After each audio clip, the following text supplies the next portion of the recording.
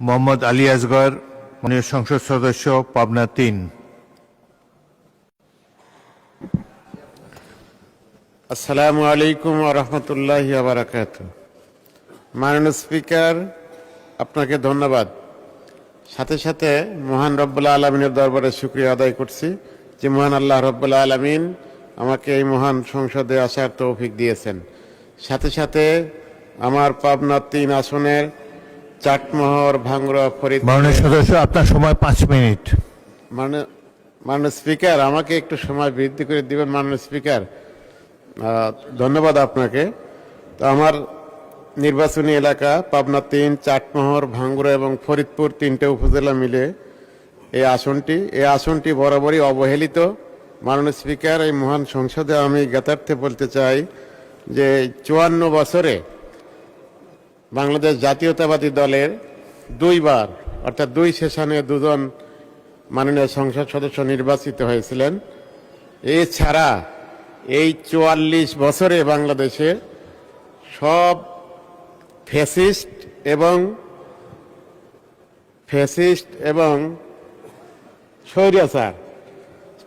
এবং স্বৈরাচারেরাই এটা শাসন করেছে, তাদেরই এমপি ছিলেন। তো তারা আমাদের এই আসনটাকে চরমভাবে অবহেলা করেছে। এজন্য আমি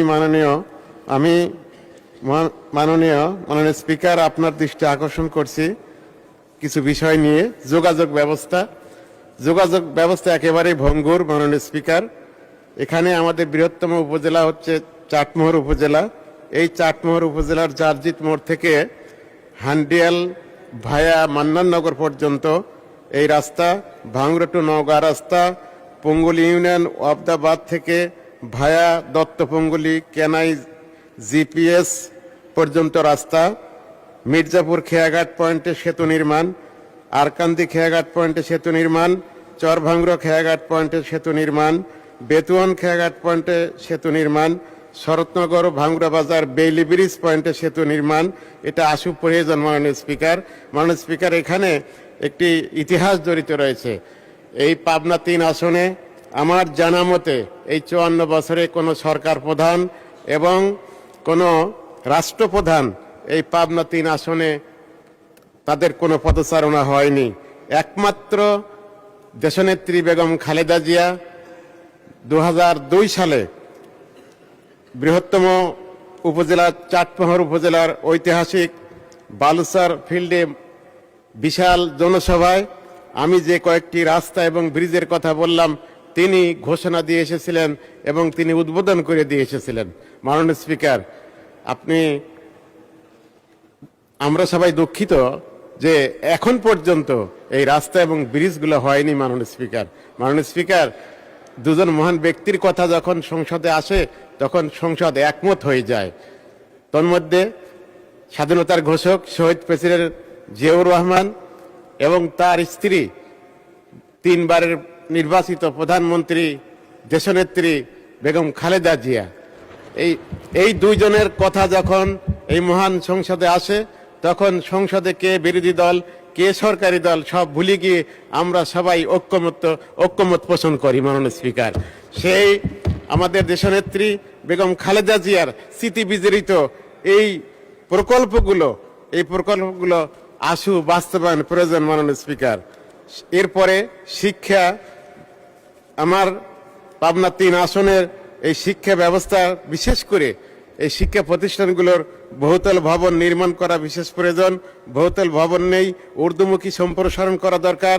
শিক্ষা প্রতিষ্ঠান সংস্কার, সীমানা প্রাচীর নির্মাণ, শিক্ষা প্রতিষ্ঠানের মাঠ উন্নয়ন, সকল শিক্ষা প্রতিষ্ঠানে কম্পিউটার ল্যাব ও বিজ্ঞানাগার ব্যবস্থা, বেসরকারি শিক্ষা প্রতিষ্ঠানের শিক্ষক কর্মচারীদের সকল উৎসব ভাতা শতভাগ প্রদান করা, নন এমপিও সকল স্কুল, কলেজ ও মাদ্রাসাকে এমপিওভুক্ত করা, সারা দেশে সকল বেসরকারি প্রাথমিক বিদ্যালয় ও স্বতন্ত্র ইফতাই মাদ্রাসাকে জাতীয়করণ করার আমি দাবি জানাচ্ছি এই মহান সংসদে। মাননীয় স্পিকার, উপজেলা ভিত্তিক কমপক্ষে 2টি মাদ্রাসাকে জাতীয়করণ করার দাবি এই মহান সংসদে আমি উত্থাপন করছি। মাননীয় স্পিকার, আমার আসনে 4টি সরকারি কলেজ রয়েছে এখানে অনেক পদ শূন্য রয়েছে। এখানে পদ শূন্য থাকার কারণে শিক্ষা ব্যবস্থা ব্যাহত হচ্ছে। মাননীয় স্পিকার, অবসরপ্রাপ্ত শিক্ষক কর্মচারীদের অর্থাৎ এমপিওভুক্ত অবসরপ্রাপ্ত শিক্ষক কর্মচারীদের কল্যাণ ভাতা 6 মাসের মধ্যে আমি প্রাপ্তির ব্যবস্থা করার জন্য আমি মাননীয় শিক্ষামন্ত্রী মহোদয়ের দৃষ্টি আকর্ষণ করছি। মাননীয় স্পিকার, আসলে মাননীয় স্পিকার আমাকে একটু সময় দিবেন দয়া করে। আমি তো আপনার প্রতিবেশী মাননীয় স্পিকার।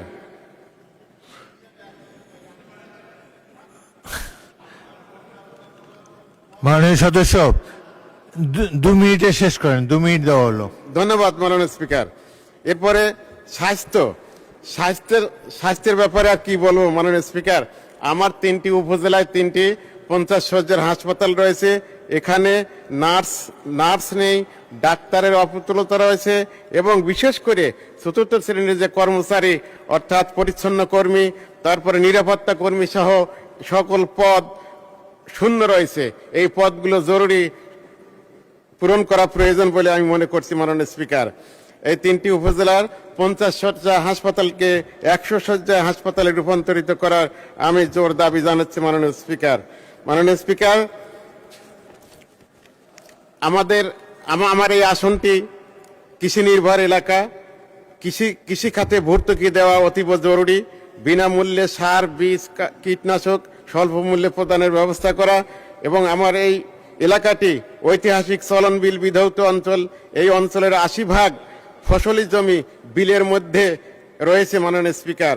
কৃষি পণ্য পরিবহনের জন্য এই বিল অঞ্চলের সকল ডুবো রাস্তাগুলো সাবমার্সেবল রাস্তা নির্মাণের দাবি জানাচ্ছি মাননীয় স্পিকার। ঐতিহাসিক বরাল নদী, গুমানী নদী ও সিকনাই নদীর নাব্যতা ইতিমধ্যেই হারিয়েছে মাননীয় স্পিকার। তাই খাল খননের পাশাপাশি নদী খননের মাধ্যমে এই নদীগুলোর নাব্যতা ফিরিয়ে আনা অতীব জরুরি মাননীয় স্পিকার। মাননীয় স্পিকার, আমি যেহেতু কৃষি প্রধান এই এলাকা, এই পচনশীল কৃষি পণ্যের সংরক্ষণের জন্য আমার আসনের বৃহত্তম উপজেলা চাটমোহর উপজেলায় একটি শস্য হিমাগার নির্মাণ করা সুপ্রয়োজন মাননীয় স্পিকার। আমার এই এলাকায় হাজার হাজার একর জমিতে পাট চাষ হয় মাননীয় স্পিকার। তাদের এই পাট চাষিদের উৎসাহিত করার জন্য কমপক্ষে একটি পাট কল নির্মাণ করা প্রয়োজন মাননীয় স্পিকার। এই অঞ্চলে আলু, পেঁয়াজ, রসুন, বেগুন, মরিচ, ধান, চাল, কলা, লিচু। ধন্যবাদ মাননীয় সদস্য। পরবর্তী